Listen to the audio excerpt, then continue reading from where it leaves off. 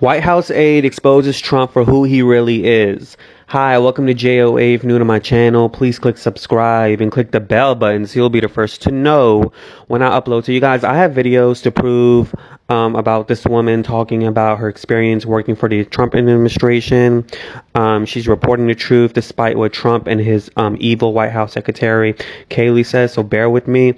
I'm going to read the first part of her resignation letter, the first paragraph, before I play the video so you guys can really understand who this woman is. She has 20 years experience in serving in government, and she wrote this really respectful design letter saying in the first paragraph, "Dear task force members, for the past 6 months it has been an absolute honor working closely with all of you and your staff as part of the brain trust that has valiantly faced the challenges of fighting what has been one of the worst pandemics of our generation.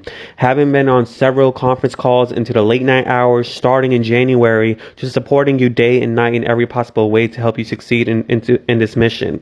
I have witnessed firsthand how dedicated and committed all of you have been doing the right thing. Thank you for entrusting me to be your rock during this hard time. I'll always be rooting for you, knowing that you will continue to fight the good fight." Now, you know, when she did this resignation letter, she also was very hesitant and very, scared to come forward on how she felt about this Trump administration. I'm going to play you guys this video and I'm going to come back with some more.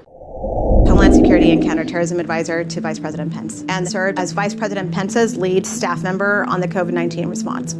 I'd been on the COVID task force from day one. The virus was very unpredictable at the beginning. There were a lot of unknowns, but towards the middle of February, we knew it wasn't a matter of if COVID would become a big pandemic here in the United States. It was a matter of when. But the president didn't want to hear that because his biggest concern was that we were in an election year, and how is this going to affect what he considered to be his record of success?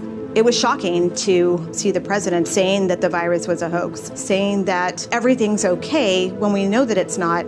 The truth is, he doesn't actually care about anyone else but himself. He made a statement once that was very striking. I never forgot it because it pretty much defined who he was. When we were in a task force meeting, the president said, maybe this COVID thing is a good thing. I don't like shaking hands with people. I don't have to shake hands with these disgusting people. Those disgusting people are the same people that he claims to care about. These are the people still going to his rallies today who have complete faith in who he is. If the president had taken this virus seriously, or if he had actually made an effort to tell how serious it was, he would have slowed the virus spread. He would have saved lives. It was the opportunity and honor of a lifetime to be able to serve in the White House. I put my heart and soul into this role every single day. But at some point, I would come home at night, I would look myself in the mirror and say, are you really making a difference? Does it matter? Because no matter how hard you work and what you do, the president is going to do something that is detrimental to keeping Americans safe, which is why you signed up for this role. It was awful. It was terrifying. I have been a Republican for my entire life. I am a McCain Republican, I am a Bush Republican, and I am voting for Joe Biden because I truly believe we are at a time of constitutional crisis. At this point, it's country over party. So in the continuality of this paragraph, she says, "I'm moving forward from my responsibilities on the White House Coronavirus Task Force. Supporting the VP and leading all of you on this effort has been the experience of a lifetime.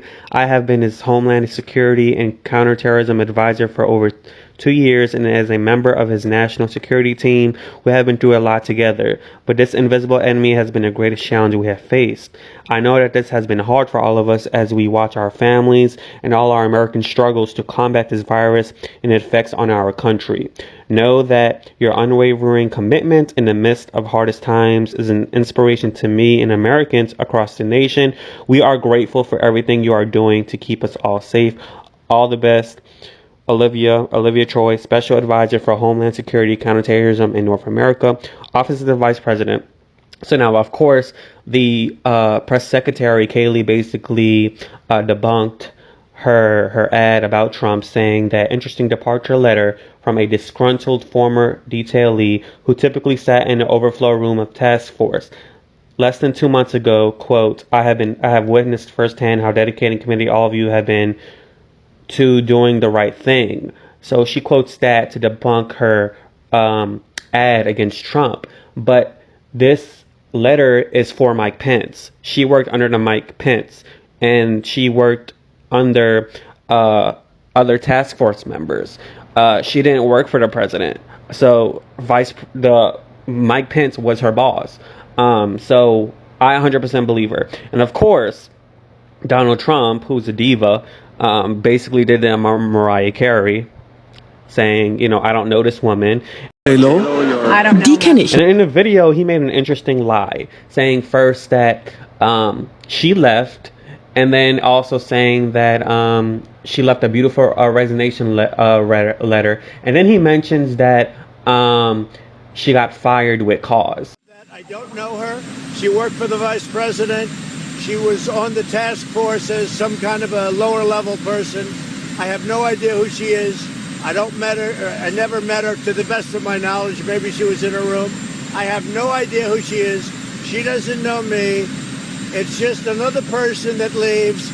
And whether it's CNN or Washington Post, they say negative things. We have a letter from her, I was just told, that is absolutely the most beautiful going away letter. She was terminated. They didn't want her. She was terminated. She has nothing to do with me. I don't know her. I never met her. May have been a room or something, but I never met her. Mike Pence came to me. He told me about her. He said she left. They let her go with cause, but they let her go. And then she wrote a beautiful letter, as I understand it, a letter praising the administration. But then the people get a hold of her and say, let's say some bad things about Donald Trump.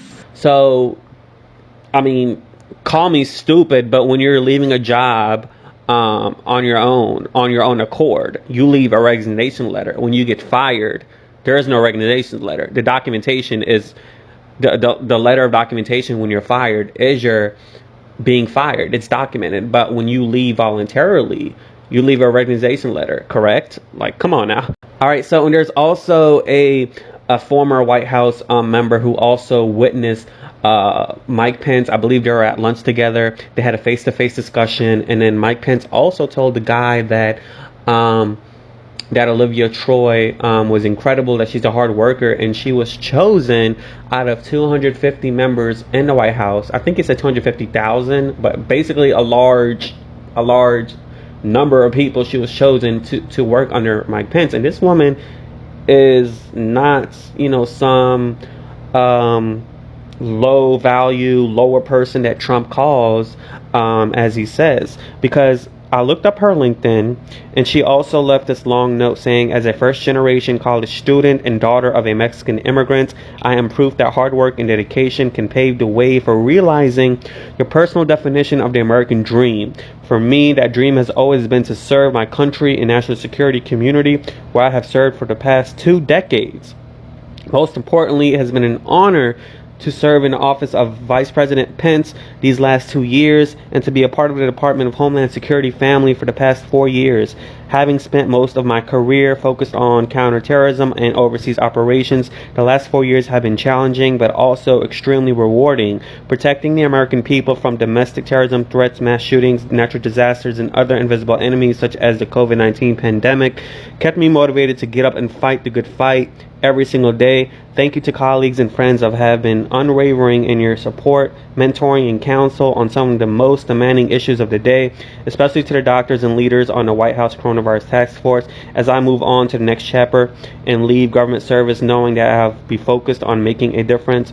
Hashtag Homeland Security. So as she moves on, this woman didn't get fired. This woman left voluntarily. She got tired of this whole administration. She has experience. This is on her LinkedIn. This woman has worked in the industry for 20 plus years. She's on her about page, she writes, executive leader with over 20 years of experience providing strategic policy guidance and expertise to cabinet level officials and private sector executives in the intelligence, counterterrorism, homeland security, risk management, and international affairs. And as you see here, her experience is really, really outstanding, very impressive. And I 100% believe this woman. I don't believe Donald Trump at all whatsoever, because when you speak out, when you basically choose your morality and choose your conscience and choose your heart with God as the first thing, which basically means you're going against what this Trump administration means, you're called, oh, nasty, or you're called, I don't know her, or, you know, you're called a low-level person, and, you know, this person never been with me, you know, and so on and so forth. And I truly believe her. So let me know what you think in the comments below. Please do subscribe and click the bell button so you'll be the first to know when I upload. Deuces, yay!